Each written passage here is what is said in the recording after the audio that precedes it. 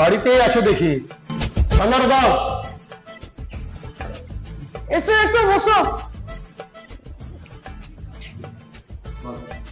কিসের চাঁদা? আচ্ছা, কিসের চাঁদা মানে? কালী পুজোর চাঁদা নিতে এসেছি। ও কালী পুজোর চাঁদা। নাম বলো, নাম বলো। অর্কনাথ। ও অর্কনাথ। বাড়িতে কতজন আছে? 6 জন। কে কে?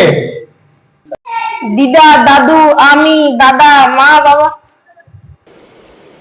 ठीक है। ও আচ্ছা, ঠিক আছে ঠিক আছে।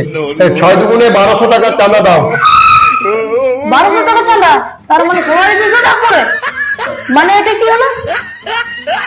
মানে সবার 200 টাকা করে মাথা পিছু। দাও, তাড়াতাড়ি চাঁদাটা বার করো। মাথা পিছু ঘরের সবারই 200 টাকা করে চাঁদা? এটা আবার কোন ধরনের চাঁদা? রেশন দোকানে যখন তুমি যাও তখন মাথা পিছু 3 কেজি করে চাল নাও।